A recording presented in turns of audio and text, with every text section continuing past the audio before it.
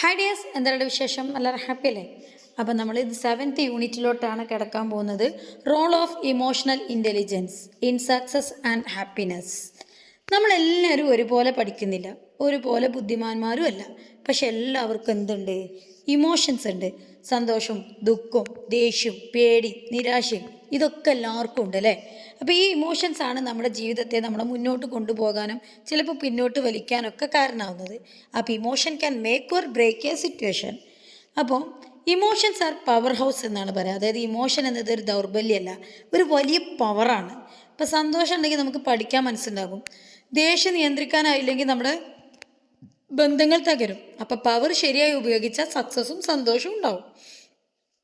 Head and heart together. Head എന്ന് പറഞ്ഞാൽ ഇൻ്റലിജൻസും heart ഇമോഷൻസാണ്. നമ്മൾ പലപ്പോഴും ചെയ്യുന്നത് എന്താ? ചിലർ ഹെഡ് മാത്രം ഉപയോഗിക്കും, ചിലർ ഹാർട്ട് മാത്രം ഉപയോഗിക്കും. പക്ഷെ ലൈഫ് വർക്കാകാൻ ഹെഡും ഹാർട്ടും ഒരുമിച്ച് വർക്ക് ചെയ്യണം എന്നുള്ളതാണ്.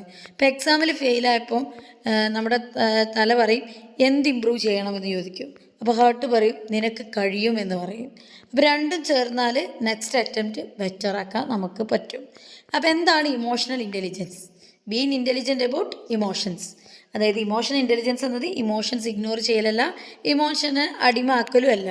ഇമോഷൻസ് മനസ്സിലാക്കി കൺട്രോൾ ചെയ്ത് ശരിയായി എക്സ്പ്രസ് ചെയ്യുന്നതിനെയാണ് ഇമോഷണൽ ഇൻ്റലിജൻസ് എന്ന് പറയുന്നത്. അപ്പോൾ അവർ emotions have a mind of their own പറഞ്ഞിട്ട് ആരാ പറഞ്ഞേ? ഗോൾഡ്മാൻ പറഞ്ഞതാണ്. ഇമോഷൻ ചിലപ്പം ലോജിക്ക് കേൾക്കില്ല, അതുകൊണ്ടാണ് ഇമോഷനും തിങ്കിങ്ങും ഒന്നിച്ച് വർക്ക് ചെയ്യണം എന്ന് പറയുന്നത്. നിഷയുടെ ഒരു സ്റ്റോറി പറയുന്നത്, നിഷ എന്ന് പറഞ്ഞൊരു കുട്ടി പഠിപ്പിൽ സ്റ്റോപ്പായിരുന്നു, കരാട്ടയിൽ ചാമ്പ്യനായിരുന്നു. പക്ഷെ ഹോസ്റ്റലിൽ റൂംമേറ്റ് ആയിട്ടുള്ള കീർത്തിയോട് ചെറിയ കാര്യങ്ങൾക്ക് പോലും ഫൈറ്റ് ഉണ്ടാക്കും. അങ്ങനെ അവരുടെ ഇടയിൽ റിലേഷൻഷിപ്പ് പ്രോബ്ലംസ് വന്നു. പ്രോബ്ലം ഇൻ്റലിജൻസ് ഇല്ലായ്മയല്ല, പിന്നെന്താണ്? ഇമോഷണൽ ഇൻ്റലിജൻസിൻ്റെ കുറവാണ്. അപ്പോൾ മാർക്ക് മാത്രം പോരാ, ഇമോഷൻ ഹാൻഡിൽ ചെയ്യാനും അറിയണം. 4 പ്രധാനപ്പെട്ട കമ്പോണൻസ് ആണ് ഇമോഷണൽ ഇൻ്റലിജൻസിനുള്ളത്. ഒന്നെന്താണ്? എനിക്കിപ്പോൾ എന്താണ് ഫീൽ ചെയ്യുന്നതെന്ന് അറിയണം, അതായത് സെൽഫ് അവെയർനെസ് വേണം. അടുത്തത് strategies to improvement emotional intelligence. നമ്മൾ ഇമോഷൻ ഹാൻഡിൽ ചെയ്യാൻ പഠിക്കുന്ന വഴികൾ. ഇപ്പോൾ സ്കൂളിൽ നമ്മൾ പഠിക്കുന്നത് എന്തൊക്കെയാണ്? മാത്സും സയൻസും ലാംഗ്വേജൊക്കെയാണ്. ഇതൊക്കെ എന്താണ്? ബ്രെയിനിൻ്റെ ട്രെയിനിങ് ആണ്. പക്ഷെ ഒരാൾക്ക് ദേഷ്യം വന്നാൽ ഷൗട്ട് ചെയ്യരുത്, വിഷമം വന്നാൽ ഒറ്റക്കാകരുത്, റിലേഷൻഷിപ്പ് തകരുന്നത്, ഇതൊക്കെ എന്താണ്? ബ്രെയിൻ നോളേജ് കൊണ്ട് മാത്രം സോൾവ് ചെയ്യാൻ പറ്റൂല. അതിനാണ് നമ്മൾ ഇമോഷണൽ ഇൻ്റലിജൻസ് വേണ്ടത്.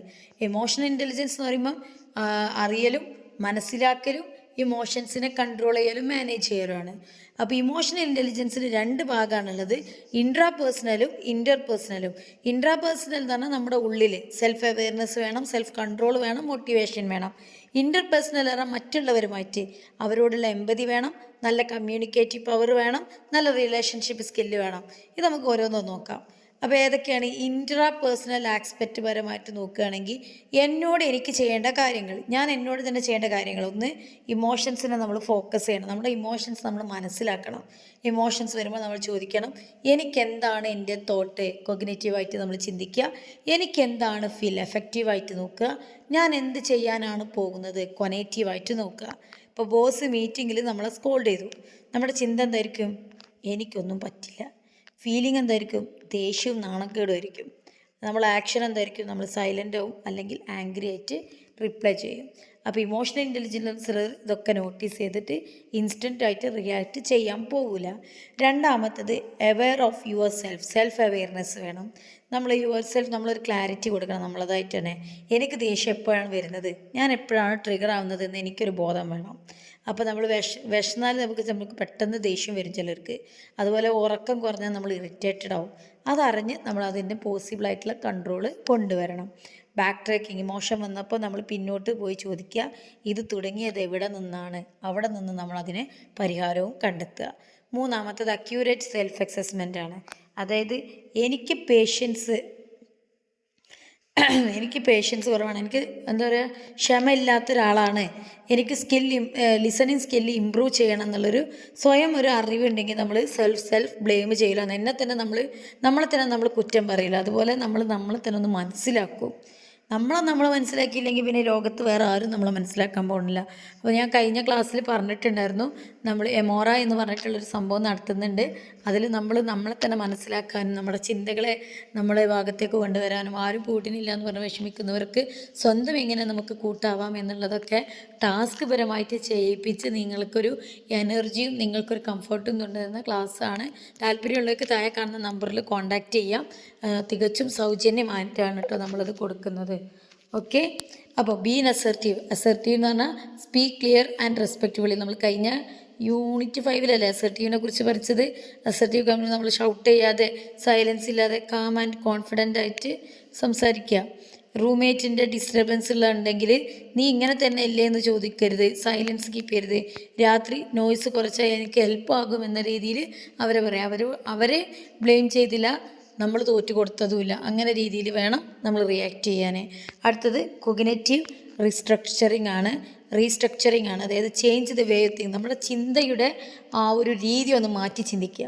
നമ്മൾ പലപ്പോഴും നമ്മുടെ മൈൻഡിൽ പറയുന്നത് എല്ലാം തെറ്റാണ്, എൻ്റെ തെറ്റാണ്, ഇത് അപകടമാണ്, ഇങ്ങനെ ആയിരിക്കും.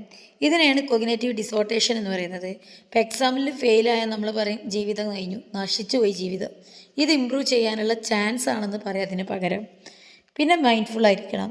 അതായത് നമ്മളെപ്പോഴും പ്രസൻ്റ് ആയിരിക്കണം. സ്ട്രെസ്സ് വരുന്നത് ഫ്യൂച്ചറിൽ നമ്മളെ പേടിപ്പിക്കും, പാസ്റ്റ് നമ്മളെ റിഗ്രറ്റ് ചെയ്യിപ്പിക്കും സ്ട്രെസ്സ് വന്ന്. മൈൻഡ്ഫുൾനെസ് ആണെങ്കിൽ ഒന്ന് ശ്വാസം എടുത്ത് ഇപ്പോഴത്തെ ശരീരത്തെയും ഇപ്പോഴത്തെ ഇമോഷനെ ഒന്ന് മനസ്സിലാക്കുക. ദേഷ്യം വന്നപ്പോൾ 2-3 പ്രാവശ്യം ബ്രീത്ത് ഇൻ ആൻഡ് ഔട്ട് ചെയ്തു, റിയാക്ഷൻ സ്ലോ ആക്കി കൊടുത്തു. അമിഗ്ഡാല ഹിജാക്ക് അവോയ്ഡ് ചെയ്യുക.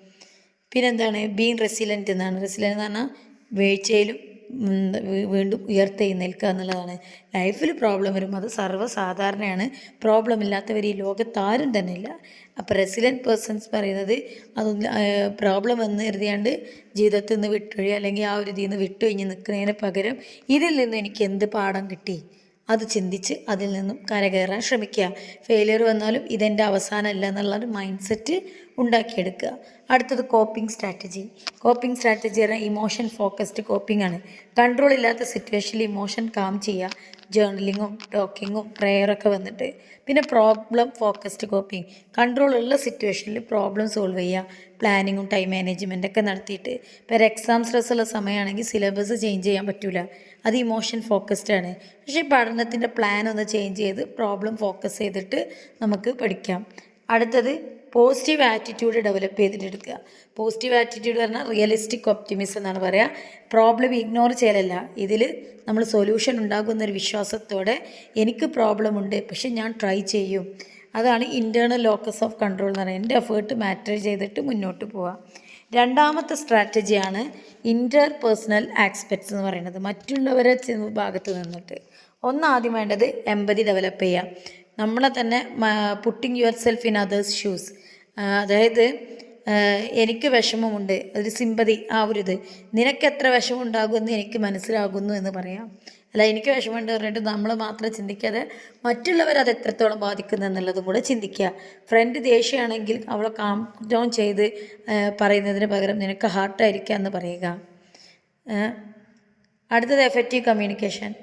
ആദ്യം കേൾക്കുക എന്നിട്ട് റെസ്പോണ്ട് ചെയ്യുക. വേർഡ്സും ട്യൂണും ബോഡി ലാംഗ്വേജൊക്കെ ലിസൺ ചെയ്യുക. അതിനുശേഷം പാരൻസിന് സംസാരിക്കുമ്പോൾ റിപ്ലൈ ആലോചിച്ച് ചെയ്യാതെ ലിസൺ ചെയ്യുക. 4 sides of communications. 1 fact, 2 self revealing, 3 relationship, 4 appeal. നമ്മൾ കേൾക്കുന്നത് അവർ പറഞ്ഞത് തന്നെയാണോ അല്ലെങ്കിൽ നമുക്ക് തോന്നിയതാണോ എന്നുള്ളത് ഉറപ്പ് വരുത്തുക. 4 സൈഡ് കമ്മ്യൂണിക്കേഷൻ്റെ 4 സൈഡുകളാണത്. ഒന്ന് ഇതിൻ്റെ ഫാക്റ്റ് നോക്കുക, സെൽഫ് റിവീലിംഗ് അതൊക്കെ റിലേഷൻഷിപ്പും അപ്പീലും നോക്കുക. Decision making and problem solving. ഇമോഷനും ലോജിക്കും ഒരുമിച്ച് വർക്ക് ചെയ്യണം.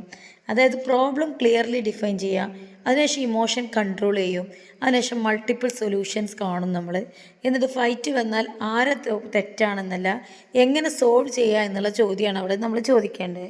പിന്നെ മാനേജ്മെൻറ്റിൽ ഉണ്ടാകുന്ന കോൺഫ്ലിക്റ്റ് വിൻ വിൻ അപ്രോച്ച് ആയിരിക്കും. അതായത് കോൺഫ്ലിക്റ്റിൽ അഗ്രസീവും സബ്മിസീവും പാടില്ല, അസേർട്ടീവേ പാടുള്ളൂ. എൻ്റെ ആവശ്യം നിൻ്റെ ആവശ്യം രണ്ടും റെസ്പെക്റ്റ് ചെയ്യുക. ഫാമിലി ആർഗ്യുമെൻ്റ് ആണെങ്കിൽ ദേഷ്യപ്പെടാതെ അതിൽ നിന്ന് പിന്മാറാതെ ഒഴിഞ്ഞു പോവാതെ റെസ്പെക്റ്റ്ഫുള്ളായിട്ട് ഡിസ്കഷൻ എടുക്കുക. അപ്പോൾ ഇമോഷണൽ ഇൻ്റലിജൻസ് എന്നത് ഇമോഷൻ ഇല്ലാതാക്കുക എന്നല്ല, ഇമോഷനെ മനസ്സിലാക്കി ഇമോഷനെ നിയന്ത്രിച്ച് ജീവിതം നന്നായിട്ട് ജീവിക്കുക എന്നുള്ളതാണ്. അപ്പോൾ IQ may get your marks but EQ helps you live peacefully എന്നാണ്. അപ്പോൾ ഇത്രയും കാര്യങ്ങളാണ് ഈ ഒരു യൂണിറ്റിൽ പറഞ്ഞിട്ടുള്ളത്. ഈ യൂണിറ്റോട് കൂടെ അടുത്തൊരു യൂണിറ്റോട് കൂടെ നമ്മുടെ ക്ലാസ് അവസാനിച്ചു.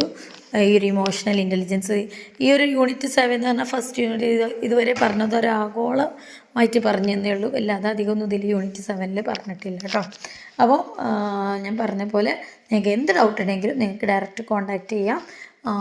കോൺടാക്റ്റ് ചെയ്താൽ നിങ്ങൾക്ക് ഉടനടി റിപ്ലൈ തരുന്നതായിരിക്കും വാട്സപ്പിൽ.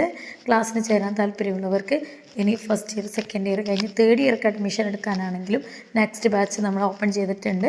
ആർക്ക് വേണമെങ്കിലും അഡ്മിഷൻ എടുക്കാം കേട്ടോ. വലിയ റേറ്റ് ഒന്നുമില്ല, 4500 മൊത്തം വരുന്നത്. അത് നിങ്ങൾ ഒരുമിച്ച് അടക്കുകയും വേണ്ട, മാസം 300 വെച്ചിട്ട് അടച്ച് നിങ്ങൾക്കത് കംപ്ലീറ്റ് ചെയ്യാവുന്നതേ ഉള്ളൂ. നിങ്ങൾക്കതിൽ അസൈൻമെൻറ്റും നോട്ട്സും പ്രീവിയസ് ഇയർ ക്വസ്റ്റ്യൻ പേപ്പറും എക്സാം ഓറിയൻറ്റഡ് ക്ലാസ്സും റിപ്പോർട്ടും എല്ലാം കിട്ടും കേട്ടോ. അപ്പോൾ ഓക്കെ, താങ്ക് യു. അടുത്ത ക്ലാസ്സുമായിട്ട് നമുക്ക് വീണ്ടും കാണാം. Till then special Samastha signing out. Thank you for watching. By.